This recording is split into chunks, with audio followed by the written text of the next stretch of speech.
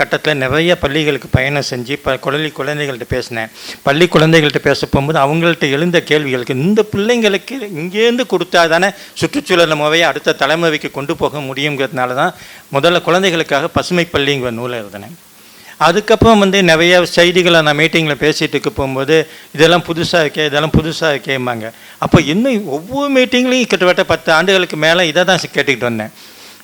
எல்லாம் புதுசாக்குன்னா நம்ம ஒன்றும் போய சேவலைங்க முடிவு பண்ணி இந்த லேமேன் சொல்லுவாங்க இல்லையா, ஒரு பொது மனிதர்கள் சுற்றுச்சூழல்னா என்ன அப்படின்னு அப்படியே சுற்றுச்சூழல் மெஞ்சி தெரிஞ்சால் என்ன செய்யும், நம்மளுக்கு இந்த கவர்மெண்ட் செவுத்துலலாம் எழுதி வச்சுருக்கு மழை நீர் சேகரிப்பு அந்த வாசகங்கள் இல்லையா, அந்த மாதிரியான வாசகங்கள் தான். அதை தாண்டி கிடையாது. மரம் நட்டால் மழை வரும் அந்த லெவல் தான் இருக்கு. ஏன்னா அதுக்கு மேலே அதுக்கு தெரிய வாய்ப்பு இல்லை இந்த துறையில் அப்படின்ட்டு. இப்போது இதில் நான் நினச்சிருப்பேன், நீங்கள் கேட்டுக்கலாம் மரம் நடுவதுனால என்ன மரம் நடுவது தப்பா அப்படிங்கிற என்னெல்லாம் கிடையாது. இதில் ஒரு வார்த்தை குறிப்பிட்டோம் இல்லையா, ஃபேஷன் சூழலியலாளர்கள், அந்த லெவலில் தான் நானும் ஆரம்பித்தேன்.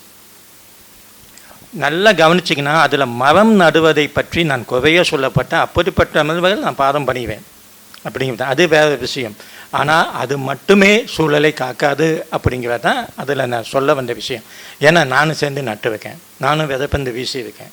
அப்போது வெறும் பேசன்னு சொல்லி இருக்கும்போது என்ன இடத்தோடு என்னை தடுத்தாங்கன்னா வெளியிலேயும் தடுக்கலை, கருத்தியல் ரீதியாக நான் எங்கே தடுக்கப்பட்டேன் அப்படிங்கிறத வினைஞ்சி வெளியில் வரும்போது தான் சுற்றுச்சூழல் அரசியல் நீங்கள் இன்னும் செய்யலாம். முன்னெல்லாம் பார்த்தீங்கன்னா சுற்றுச்சூழல் இயற்கை சார்ந்த எழுத்துக்களை எடுத்து படிச்சிங்கன்னா பறவைகளை பற்றியும் இந்த காடுகளை பற்றியும் மற்ற இதோட நின்றுடும். அது ஒரு சேஃப்டி ஏரியா. சுற்றுச்சூழல் அவசியலை தொட மாட்டாங்க. ஏன்னா அங்கே கை வச்சா வலிக்கும் அல்லது மேலேருந்து கிடைக்கும். இந்த மாதிரி பிரச்சனைகள்லாம் இருக்கும்போது அந்த ஏரியாவில் தொட்டேன். என்னுடையது வெறும் இயற்கையோ சுற்றுச்சூழல் மட்டும் கிடையாது. நான் என்னுடைய இடத்த நான் எடுத்துக்கிட்டது சுற்றுச்சூழல் அரசியல். ஸோ அதனால் ஏற்பட்ட பாதிப்புகள் வெட்டல்கள் எல்லாம் கடந்து ஒரு 15 வருஷம் ஆச்சு. இப்போ தண்ணி தெளித்து விட்டாங்க. அப்போ அதெல்லாம் தாண்டி இந்த இடத்துல உட்காந்தோன்னே கட்டம் வந்தோடனே தண்ணி தெளித்து விடுச்சு. ஆனால் என்ன ஆச்சுன்னு கேட்டிங்கன்னா கொஞ்சம் திரும்பி பார்த்தா யாருக்காக எழுதுவோமோ அந்த தலைமுறைக்கு போய் என்னுடைய எழுத்துக்கள் சேர்ந்துடுச்சுங்கிறது தான் என்னுடைய மிகப்பெரிய பலம். இந்த புத்தகம் எழுத போகும்போதே முற்றிலும் என்னுடைய பாணியில் வேறு வகையில் எழுத வேணும் அப்படின்னா இன்றைக்கி இருக்காங்க. திடீர்னு ஒரு ஆள்கிட்ட போய் ஒரு சுற்றுச்சூழல் அப்படின்னு சொல்லணும்னா என்னன்னு தெரியாது. அதே போல் இன்னொரு விஷயம், நான் ஒவ்வொரு புத்தகம் எழுதும் போது ஒவ்வொரு செக்டரை பகைச்சிக்கிட்டே இருப்பேன். அதாவது ஒரு புத்தகம் எழுதுனா அது கார்ப்பரேட்டு எப்போவுமே பகை, மற்ற ஒவ்வொரு செக்டராக இருக்கு. நீ இந்த புத்தகம் எழுதுன மூலமாக நான் பகைச்சிக்கிட்டது சக சுற்றுச்சூழலில். ஏன்னா அதில் சொன்னீங்களா, யாரும் சொன்னாங்க பண்டு இல்லையல் தொண்டு இல்லை. என்ஜிஓஸ் நிறைய சுற்றுச்சூழல் என்ஜிஓக்களுக்கு நான் என்ன சொன்னேன், உண்மையை பேசாமல் என்னால் இருக்க முடியாது. அதுதான் என்னுடைய சிக்கல். அப்போ அந்த மாதிரி பேச போகும்போது அதை ஒரு தொழிலாக வச்சுருக்கவங்க அந்த பகையை தேடிக்கிறது இயல்பு. நீ அதை தாண்டி சொல்லி இதுக்கு ஒருவேளை சுற்றுச்சூழலுக்குன்னு இன்றைக்கி ஒரு ஃபண்டு வந்தால் நீங்கள் செய்வீங்க, நல்லது, நான் அதை மறுக்கலை, எல்லா பணியும் செய்வீங்க. ஒருவேளை அந்த ஃபண்டு வரலாம் அடுத்தது ஏதாவது குழந்தைகள் காப்புன்னா அங்கே போயிடுவாங்க. ரெண்டுமே விஷயம். அப்போ அது தொழில் ரீதியான இந்த மாதிரியான போக்கு சுற்றுச்சூழலை காப்பாற்றாது. அப்போ அதெல்லாம் என்ன செய்யணும் அப்படிங்கும்போது மிக மிக அடிப்படையாக சுற்றுச்சூழலை பற்றி பேசும்போது அதன் அடிப்படை அறிவியலும் அடிப்படை அரசியலும் தெரியாமல் சுற்றுச்சூழலை காப்பாற்ற முடியாதுங்கிற நோக்கத்தில் எடுத்த உடனே சொன்னால் சவையாக வரனா மெதுவாக அந்த நூலில் ஒரு அறிவியலை பேசிட்டு அதுக்கப்புறம் அரசியலுக்குள்ளே நுழைஞ்சி இப்போ இதை படித்தது மூலமாக ஒரு தெளிவான ஒரு எந்த திசையில் பயணிக்கணும் அப்படிங்கிற ஒரு தெளிவு கிடைக்கும். இந்த புத்தகத்துக்கு பின்னாடி மட்டும் இல்லை, இதுக்கு பின்னாடி நான் எழுதின சூழலும் சாதியம்ங்கிறது கூட சாதியத்தோட சுற்றுச்சூழலை இணைச்சி பேசுவேன். தமிழில் பல துறைகள் இருக்குது. அனைத்து துறைகளோடும் இப்போ எப்படி மொழியோட தமிழ் ஒரு சூழலியல் மொழின்னு எழுதினோனோ தமிழில் இருக்கக்கூடிய அல்லது பொதுவாக இருக்கக்கூடிய அனைத்து துறைகளோடும் சுற்றுச்சூழலை இணைக்க வேண்டும். ஏன்னா சுற்றுச்சூழல் இல்லாமல் உலகத்தில் எந்த துறையும் கிடையாது. முதல்ல சுற்றுச்சூழல் அப்படின்னாலே மனிதனுடைய உயிரை நிலைப்படுத்துவது. உயிரோடு இருந்தால் தானே மற்ற துறையை பற்றி சிந்திக்க முடியும். இப்போது நம்ம உயிருக்கு ஆபத்து. கொரோனா பீரியடில் என்ன நினச்சோம், எந்த பற்றியாச்சும் அன்னைக்கு வந்து எவ்வளோ சொத்து போகுதா அவ்வளோ போகுது, நம்ம போகாமல் இருந்தால் போதும் அப்படிங்கிற சூழலுக்கு அதுதான் அடிப்படை சுற்றுச்சூழல். அப்போ அந்த சுற்றுச்சூழலை வந்து இணைஞ்சு இருக்கணும், நாம் நல்லா இருக்கணும், நம்ம உயிரோடு இருக்கணும்னா அந்த புத்தகத்தில் கடைசியில் கூட அவசியம் முன்னுண்ணுயை விழித்து ரொம்ப ஈஸியாக சொல்கிறேன். இன்றைக்கி உலகத்தில் காடு அழிக்குவதுன்னா காடு நம்ம ஈஸியாக நினச்சிக்கிட்டு இருக்கோம். ஆனால் இன்னமும் 20 லட்சம் வகை, 20 லட்சம் எண்ணிக்கையில் 20 லட்சம் வகை நுண்ணுயிர்கள் வெயிட்டிங்.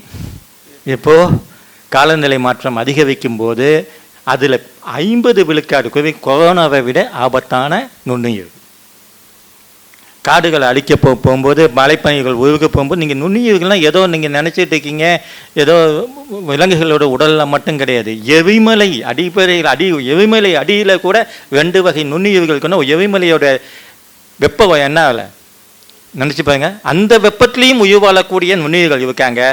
பனிமலையில் ஒரு காலத்தில் வந்து உயிரினங்களை அழித்து ஒழித்த பல வைரஸ்கள் தூங்கிக்கிட்டு அண்டார்டிகாவிலையும் ஆர்டிக் பகுதிகளையும் பனிக்கு கீழே தூண்டி இருக்கு. அதுக்கு இறங்கும் போகும்போது அதுக்குள்ள சூழ்நிலை போகும்போது, ஏன்னா வைரஸ்ங்கிறது நீங்கள்லாம் சயின்ஸில் படிச்சிருப்பீங்க, அது உயிர் கிடையாது. அது இன்னொரு உயிர் மேலே தொடரும்போது தான் அதுக்கு உயிர் வரும். அப்போ அந்த வகையான வைரஸ்கள் கிட்டத்தட்ட 20 லட்சம் வகை வைரஸ்கள் பாதிக்கப்பட்டிருக்கு. அது காடுகளில் வந்து மற்ற விலங்குகள் அவங்கெல்லாம் உண்மையிலே தியாகிகள். காட்டு உயிர்களை அழிக்கிறது மூலம் என்ன நினச்சிட்டு இருக்கீங்க, அந்த ஏதோ வவ்வால்லேருந்து தோன்றுனது அப்படின்னு கன்ஃபார்ம் ஆகலைனாலும் அந்த மாதிரி ஏதோ உயிரினத்துலேருந்து தான் அந்த COVID-19 வந்து வைக்க முடியும் அப்படின்னா, அது வகையில் நமக்காக ஏதோ உயிரினம் அந்த இதை தாங்கிக்கிட்டு இருக்குது. அதுக்கு வந்து அதை தாங்கக்கூடிய தாங்குத்திறன் வந்துடுச்சு. இன்னும் வராமல் இருக்கக்கூடிய அந்த இடம் இருக்கு இல்லையா, அது வந்து மனிதர்கள் போது தாங்காது. உதாரணத்துக்கு ஐரோப்பியர்கள் வந்து பழங்குடி மக்கள்கிட்ட போய் சேவை பண்ணும்போது அந்த மக்கள் உடம்புல அந்த ஐரோப்பியர்களுக்கு இருந்த அந்த தொற்று நோய் கிருமிகள் தாங்கக்கூடிய சக்தி கிடையாது. நிறைய பழங்குடிகள் செத்து போனாங்க சாதாரண சளி காய்ச்சலுக்கு. ஏன்னா அந்த இது அது தாங்கக்கூடிய உடல் அமைப்பு அந்த பழங்குடிகள்கிட்ட கிடையாது. அதே மாதிரி அவங்க உள்ள நுழைஞ்சவங்களுக்கு மலேரியாவில் நிறைய பேர் செத்தாங்கன்னு கேள்விப்பட்டிருப்பீங்க. ஏன்னா அதை இந்த மலேரியாவை வந்து சாதாரண வெப்பமண்டல பகுதிகளை தாங்கக்கூடிய பழங்குடிகள் இருந்தாங்க. இவங்கள்டேருந்து அவங்க தோற்ற போகும்போது இவன் காலி. அப்போது ஒரு நுண்ணுயிர்களுடைய செயல்பாடை வந்து நம்ம குறைச்சி மதிப்பிட முடியாது. அதனால தான் சொல்கிறேன் 20 லட்சம் வகை நுண்ணுயிர்கள், அதிலும் 50% நுண்ணுயிர்கள் COVID-19 விட ஆபத்தான உயிரினைகள் காத்து கொண்டு இருக்கின்றன.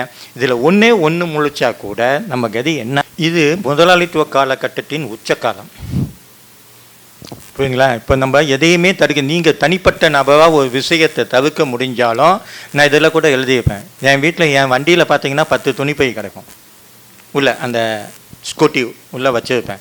ஆனால் நான் கடையில் போய் வாங்குவது பூராவுமே 10 பொருள் வாங்கினாலும் 10 பிளாஸ்டிக்கில் தான் வருது. இப்போ இது என்னுடைய பங்கு என்ன அப்படின்னு கேள்வி அதில் கேட்டுருப்பேன்னு நினைக்கிறேன். இது என்னுடைய பங்கு என்ன? அப்போது அந்த பிளாஸ்டிக் உற்பத்திங்கிறது வந்து ரொம்ப ஈஸி. இந்தியாவில் வந்து பிளாஸ்டிக்கை ஒழிக்கணும்னா ஒரு கலெக்டர் வருவார். எங்கள் மாவட்டத்தில் என்ன பண்ணுவாங்க, திருவாரூர் மாவட்டத்தில் புதுசாக ஒரு கலெக்டர் வந்தாருன்னா பிளாஸ்டிக் ஒழிப்போம், பிளாஸ்டிக் இல்லாத மாவட்டம்னு ஒரு பெரிய போர்டெல்லாம் வச்சாங்க. அந்த கலெக்டர் ட்ரான்ஸ்ஃபர் ஆகி போனோன்னா அதுக்கு கீழே தான் அத்தனை குப்பையும் கிடைக்கும் பிளாஸ்டிக்கும். இது வந்து அப்போ கடையில் போய் செக் பண்ணுவாங்க, எல்லாம் பார்த்து வைப்பீங்க. கடையில் போய் செக் பண்ணுறது திடீர்னு ஒரு நாள் பிடிச்சிட்டு அதை தினத்தந்தியில் மாவட்ட செய்தி மண்டலில் செய்தி வந்துடுச்சுன்னா அந்த பிளாஸ்டிக் ஒழிஞ்சிடும். இப்போ இந்த மாதிரியெல்லாம் ஒரு அடிப்படை இது இருக்குது. இந்த இடத்துல ஒன்று கேட்கும், பிளாஸ்டிக் அப்படின்னு ஒன்று இருந்துச்சுன்னா அதை ஒழிக்கணும்னு எல்லாருமே நினைக்குவான். உலகத்தில் மிகப்பெரிய அழிவை அது கொண்டு வர போகுது அப்படிங்கிறது எல்லாம் உண்மை தான். இப்போது ஒரு சின்ன விஷயம் இதுதான், தோழத்தை கேட்குவேன். உங்கள் வீட்டு குப்பையை நீங்கள் எங்கே போடுவீங்க? சரி சொல்லுங்கள், எங்கே போடுவீங்க நீங்கள்? இல்லை, ஃபஸ்ட்டு எங்கே போடுவீங்க? உங்கள் வீட்டில் ஒரு குப்பை, சரி, அந்த குப்பை தொட்டி எங்கே போகுது? அதை யார் வந்து கலெக்ட் பண்ணுவாங்களா? அந்த சுப்பு தொழிலாளி வருவாங்க, எடுப்பாங்க. அவங்க எடுத்துகிட்டு போய் எங்கே போடுவாங்க? வச்சுப்பாங்க, இது செய்வாங்க. உங்கள் ஊருக்கு அனைத்து குப்பையும் அந்த இடத்துல தான் போய் சேருதா? இல்லை. அப்போது என்ன ஆகுதுன்னு கேட்டிங்கன்னா, மெஞ்சி போச்சுன்னா பாதி அந்த மாதிரி இவக்கு நீர்நிலைகளில் கொளுத்துவாங்க. அதை கொளுத்திடுவாங்க இல்லையா? கொளுத்த போகும்போது அது டாக்ஸின், அது காற்றில் கலக்குது. அது வந்து காற்று மாசா நம்மக்கிட்ட எங்கே வருது? நம்ம மூச்சுக்கு வருது. அது ரொட்டேஷன். ஒரு வேளை நீங்கள் தூக்கி ஆற்றுல போடுவீங்க, வாய்க்காலில் போடுவீங்க, அது எங்கே போய் சேரும்? கடலில். கடலில் போய் சேர்ந்தோன்னே என்ன ஆகுது? அது ஒரு தனி தீவு. 5 தீவுகள் இன்றைக்கி உருவாகி இருக்குது. இதை பற்றி உலகத்தில் நீங்கள் எந்த அரசாங்கமும் பேசாது. ஏதோ நம்ம இந்திய அரசாங்கம் மட்டும் நான் சொல்ல மாட்டேன். உலகத்தில் இருக்க எந்த அரசாங்கமும் அதை பற்றி பேசாது, தெரியாது. நீங்கள் திடக்கழிவு மேலாண்மைன்னு எங்கள் ஊர்லலாம் பார்த்தீங்கன்னா மாதத்துக்கு 60 ரூபா வருஷத்துக்கு வாங்குவாங்க. என்ன திடக்கழிவு மேலாண்மை? அது சொல்கிற போது ஊரில் தெரு முனையில் வச்சு கொளுத்தி விட்டுட்டா திடக்கழிவு மேலாண்மை. இடம் கிடையாது. எல்லா பஞ்சாயத்து, தமிழ்நாடு மட்டும் இல்லை, எல்லா இடத்துலையும் பார்த்தீங்கன்னா அவங்களுக்குன்னு குப்பையை கொளுத்துறதுக்குன்னு ஒரு இடம் ஒதுக்குனாங்க. அது இல்லை. சென்னையில் இதே பிரச்சனை தான். பெருங்குடி பத்தாமல் இதுக்கு போகாமல் எல்லாம் அந்த இடம் குப்பைகள் அந்த அளவுக்கு பெருகிட்டு இருக்கு. இது எங்கே போய் சேரும் அப்படிங்கிற உதவி கிடையாது. பூமியிலேருந்து தோண்டி எடுத்து அத்தனை தனிமங்களையும் கனிமங்களையும் உருவாக்கி பல பொருள்களை வாங்கி நம்ம எல்லாம் அனுபவிச்சுக்கிட்டு இருக்கோம். ஆனால் இதெல்லாம் இந்த வடிவத்துக்கு வருவத்துக்கு முன்னாடி எங்கே இருந்துச்சுன்னா பூமியில் ஏதோ இடத்துல அது எங்கோ வைக்கல. அப்படி அமைஞ்சு வைக்க போகும்போது அதற்கு எந்த ஆபத்தும் இல்லை. இப்போ பிளாஸ்டிக் இல்லாமல் உயிர் வாழ முடியுமா அப்படின்னா மிக மிக அத்தியாவசியமான சில மருத்துவ கருவிகள் அதற்கு நாம் அனுமதிக்க முடியும். நான் தான் சொல்கிறேன், பிளாஸ்டிக்கை ஒழிக்க முடியுமானா முடியாது, ஆனால் குறைக்க முடியும். அப்போ அந்த குறைக்கிறவங்கிறது தான் கன்சியூமரிசத்தில் அது குறையணும் அப்படின்னா. ஆனால் இப்படி குறைக்கணும்னா யார் கையில் இருக்கும்? இந்தியாவில் ஒருத்தர் நீங்கள் பிளாஸ்டிக் கடையில் போய் ஹோட்டலில் போய் பிளாஸ்டிக் பிடிச்சி அவங்களுக்கு ஒரு ஃபைன் போடுறதுனால குறைக்க முடியுமா? இல்லாது நான் துணிப்பையை எடுத்துகிட்டு போய் அதை வாங்கிட்டு வர்றதுனால மட்டும் குறைச்சிட முடியுமானா இல்லை. இதான் எதார்த்தம். இந்தியாவோட பிளாஸ்டிக் கிரானியூல்ஸ் ஒரு மோனோபாலி பிஸ்னஸ். அந்த மோனோபாலி யார் வச்சுருக்கா? இது ஒன்றும் பெரிய ரகசியம்லாம் கிடையாது, எல்லாருக்கும் தெரியும். அம்பானி குரூப்ஸ். புரியுதுங்களா? அப்போ பிளாஸ்டிக்கை கட்டுப்படுத்தணும்னா எங்கே கட்டுப்படுத்தணும்? அது ஏன் நடக்கலை? ஏன்னா அரசாங்கத்தை நடத்துவதே அவங்க தான். இப்போ இந்த இடம் தான் முதலாளித்துவத்தின் உச்சம்னு நம்ம சொல்கிறோம். அப்போது ஒரு உலகத்தில் ஒரு மாசு உருவாக்கக்கூடிய இடத்துல அதை தான் பேவி கேமனர் என்கிற அமெரிக்க மார்க்சிய சிந்தனையால் அவர் சூழலியலால் அவர் மிக அழகாக சொன்னார். அதான் சொல்கிறார், எல்லா உலகத்தோடைய பிரச்சனை மக்கள் தொகை பெருக்கத்துக்கு அழகாக சொல்லியிருப்பார். அது மக்களுடைய பெட்ரூம்லேருந்து உருவாக்கல, கார்பரேட்டோட போர்ட் ரூம்லேருந்து உருவாக்குதுங்க. பிளாஸ்டிக் சிந்தனையை உங்களுக்கு ஒவ்வொரு உபபொருட்களும் பிளாஸ்டிக்லேருந்து அந்த பெட்ரோலியத்துலேருந்து வரக்கூடிய அத்தனை உபபொருட்களும் என்னன்னு கேட்டிங்கன்னா இது என்ன செய்யலாம், இதை என்ன செய்யலாம், இது என்ன செய்யலாம், அதுக்கு தகுந்தாப்புல கன்சியூமரை தேடி இப்படி தான் அது எல்லாமே புறப்பட்டு வந்துச்சு. அது ஸோ அந்த வகையில் முழுக்க வைக்கும்போது தண்ணீர் பாட்டில் வாங்குவோம். நீங்கள் உண்மையில் தண்ணி விலை என்னன்னு உங்களுக்கு தெரியும். ஒரு லிட்டர் 20 ரூபா. அவங்க எதை விற்கிறாங்க? தண்ணியை விற்கல, அந்த பிளாஸ்டிக்கை விற்கிறாங்க. அதுதான் அந்த அடிப்படை. ஸோ இது இன்றைக்கி நீங்கள் எதையுமே தவிர்க்க முடியாத ஒரு கட்டம். இப்போ நீங்கள் ஏசி அப்படின்ட்டு ஒரு விஷயம் சொல்கிறாங்க. ஏசி இல்லாமல் வாழ முடியுமா? முடியாது. இன்னும் 10 வருஷத்தில் சொல்கிறேன். நீங்கள் என்னங்க சாதாரண லோயர் மிடில் கிளாஸ்ன்னு சொல்லக்கூடிய அத்தனை வீட்டிலையும் ஏசி இல்லாமல் வாழ முடியாது. ஏன்னா ஆண்டுக்கு ஆண்டு வெப்பநிலை கார்பனுடைய அடர்த்தி கூடிக்கிட்டே போகுது. அப்போது நீங்கள் தற்காலிகமாக தப்பிக்கணும்னா நீங்கள் அதில் தான் வாழ வேண்டிய சூழல் இருக்குது. சொல்கிற மாதிரி ஓசோனம் ஓட்டப்படுற சிஎஃப்சியை கண்ட்ரோல் பண்ணிட்டோம். இன்றைக்கி ஓரளவு அது கண்ட்ரோலில் இருக்குது. அப்போ அந்த அளவுக்கு கண்ட்ரோல் பண்ணிட்டோம். ஆனால் இந்த மின்சாரத்தை உற்பத்தி செய்யக்கூடிய அனல் மின்சாரம் இல்லையா, அதை நம்ம தடுக்க முடியாது. ஆனால் அதுவும் எந்த எல்லை வரை போக முடியும்? நிலக்கவை இருக்கிற வகையில் தான் போக முடியும். இன்றைக்கி உலகத்தில் எங்கெங்கேயோ தேவை. ஆஸ்திரேலியா வரையிலும் போய் நிலக்கவையை தேடுவோம், இந்தோனேஷியாவில் நிலக்கவையை தேடுவோம். இது முடிஞ்சதுக்கு அப்புறம் எவ்வளோ நாள் முழுசாக 100 ஆண்டுகள் கூட வராது. அப்போ அதுக்கு மேலே என்ன செய்யப்போம்? அப்போ அதுக்கு மேலேயும் நிலக்கவை இல்லாமல் வாழக்கூடிய ஒரு சாத்தியப்பாட்டை அறிவியல் கண்டுபிடிச்சிடும் இல்லைங்களா? இப்போ ஹைட்ரஜன்லேருந்து மின்சாரம் தயாரிக்கலாம் அப்படின்ட்டு இது வச்சுக்க. ஹைட்ரஜனுக்கு நீங்கள் வெளில தேட வேண்டாம், காற்றுக்குள்ளே மண்டலத்திலே தேட முடியும். அப்படி நீங்கள் ஹைட்ரஜன் மின்சாரம் கண்டுபிடிக்கக்கூடிய ஒரு மாற்றம் எது தடுக்குது? அது இந்த பெட்ரோலிய லாபி, நிலக்கவை லாபி.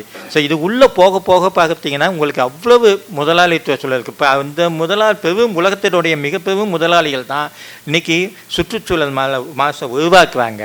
அந்த உருவாக்கத்துக்குள்ளே நாம் வெறும் கன்சியூமரிசம் நீங்கள் தவிர்க்கவே முடியாத ஒரு இடத்துல நம்ம மாட்டிக்குவோம். இந்த இடத்துல அப்படி பார்க்கும்போது நீங்கள் கேட்ட கேள்வி தான், உலகத்தினுடைய மிக முதலாளித்துவத்தின் உச்ச காட்டத்தில் நம்ம வாழ்ந்துக்கிட்டு இருக்கோம். அப்போ இது திரும்ப திரும்ப ஒரு ரொட்டேஷனை வரும்போது நிச்சயமாக இந்த பிரிமிட்டிவ் கம்யூனிட்டி அப்படின்னு சொன்னாங்க இல்லையா, அந்த இடத்துக்கு தான் போவோம். அதை தான் மார்க்சியம் சொல்லுது. அதை ஏங்கல்ஸ் ரொம்ப அழகாக சொல்லுவார். உலகத்தை எல்லாம் முடிச்சு சுற்றுச்சூழல் மாசெல்லாம் ஒழிச்சிட்டு எங்கேயாவது போய் ஒரு குகையில் நீங்கள் ஒளிஞ்சிக்கலாம்னு நினச்சினா கூட அப்படி ஒளிஞ்சிக்கிற குகை கூட மாசுபட்டு போயிருக்குங்க.